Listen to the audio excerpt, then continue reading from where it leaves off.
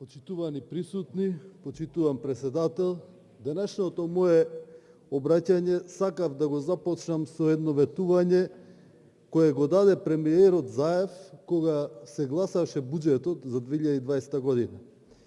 Имено при донесувањето на овој буџет тој истакна дека овој буџет ќе биде најразвоен. Централно место на буџетот за 2020 година ќе биде грижата за граѓаните, за човечкиот капитал, за нашиот народ. Ова беше ветувањето и не беше прво што го кажал и не го исполнил господинот Заев. Ние го знаеме тоа и не веруваме. Но почна да не верува и народот во Република Македонија и граѓаните. Денеска сме сведоци наместо вложување во човечки капитал, наместо во вложување во потенцијалот и развој на државата, ние имаме пораст на невработеност.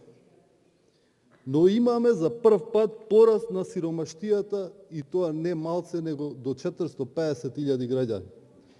Почитувани, за многу краток период од 3,5 години, ние дозволивме да ни стане цела држава на прагот на сиромаштијата. Ветувањата на власта дека буџетот од 4 милиарди евра е развоен, дека ќе отвори нови работни места, се докажа на крајот од оваа година дека не представува само развоен, не дека ќе отвори нови работни места, туку со овој буџет ние денеска имаме 46.000 нови невработени испуштени луѓе. Ова е резултатот на работата на оваа влада. Но денес зборуваме за ребалансот и за пакетот на мерки што ги донесла претходно што ги донесе владата.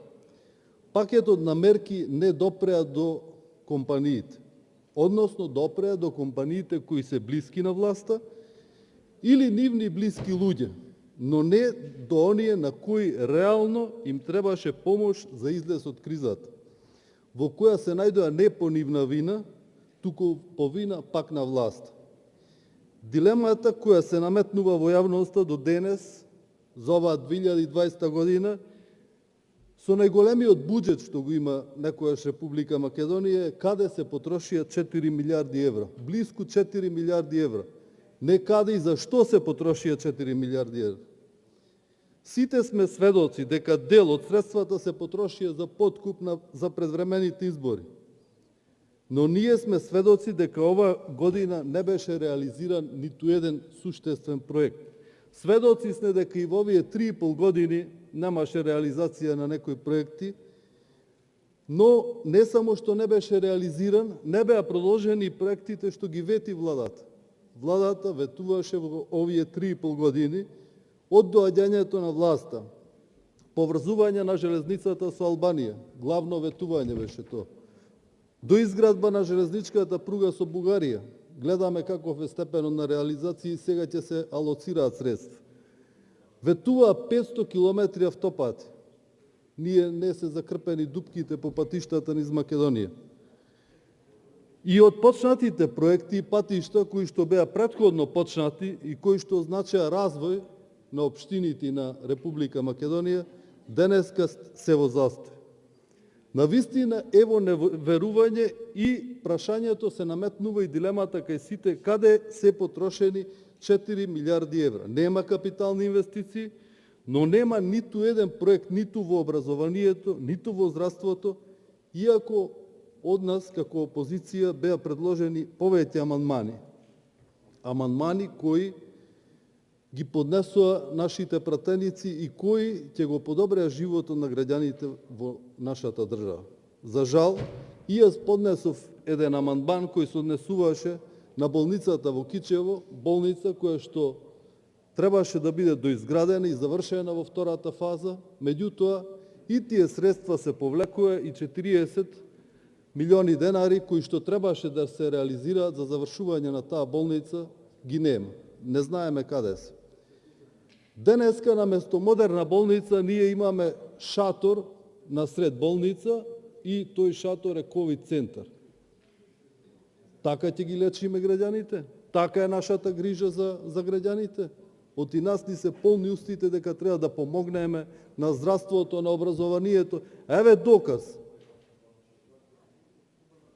Но покрај тоа што не вложија ништо во образованието, во здравството, во ниту една сфера на општественото живење, ние не памтиме дека во овие 3,5 години и во последнава година донесоа некоја инвестиција со која што барем ќе отворат некое ново работно место.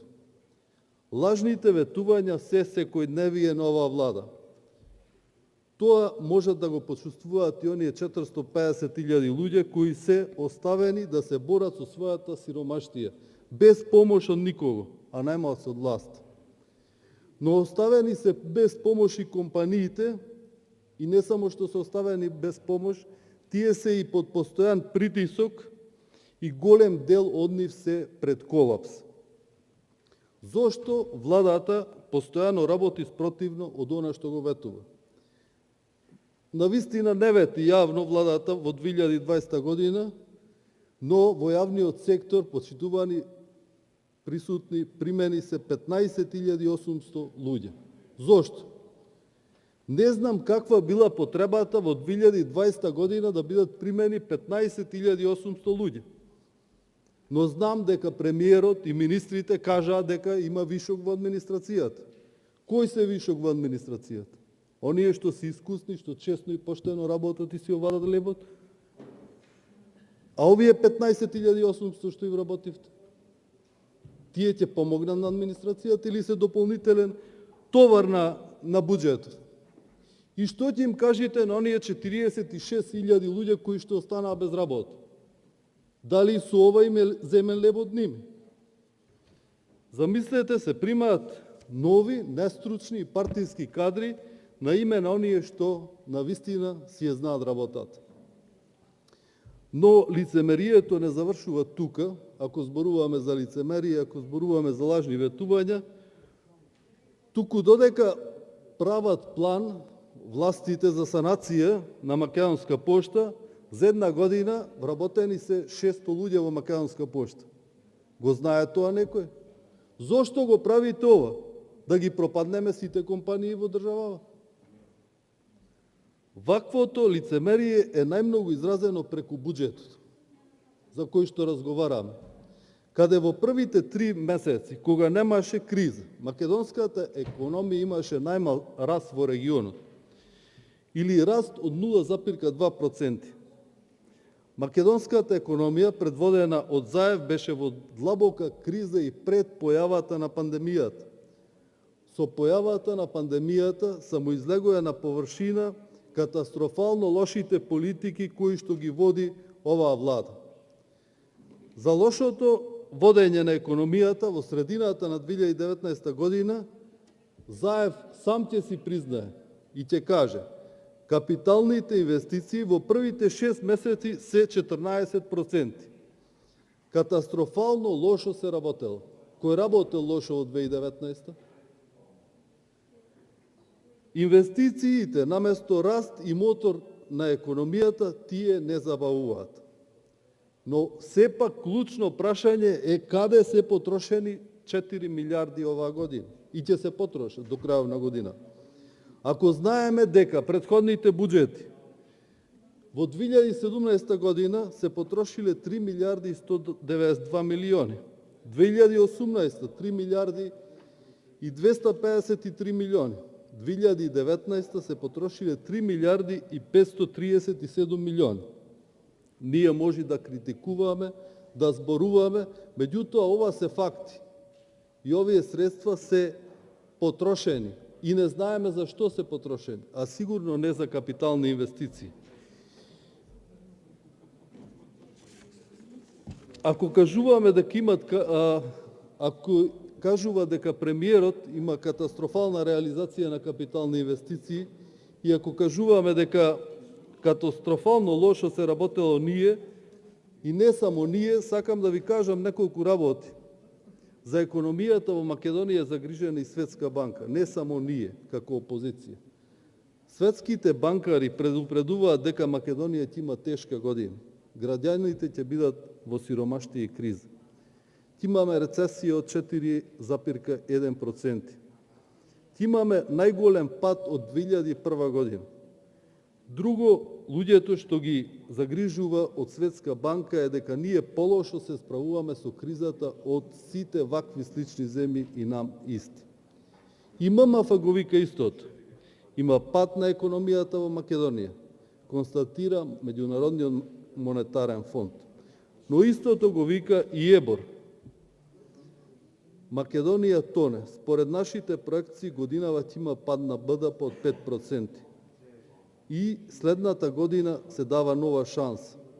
Откако имаше расход близу 0% во првиот квартал, БДП се намали речиси за 13% во вториот квартал. Ова го кажува ЕБОР. И сите се загрижени, само оваа влада гледам дека не е воопшто загрижена за она што се случува во нашата држава. И воопшто не е загрижена каде се движи македонската економија и каде се парите од буџетот. Факт е дека искористи владата, кризата е искористи за да донесе тешки одлуки. Но тешките одлуки ги донесе за полесно да може да излупотреби средствата. Луѓето од власта треба да престанат да размислуваат за лично богатење. Треба да бидат свесни дека вистината секогаш ќе ја победи лагата. Честноста да ја победи нечестноста и работата да ја победи неработата. Одговорност мора да има за сите.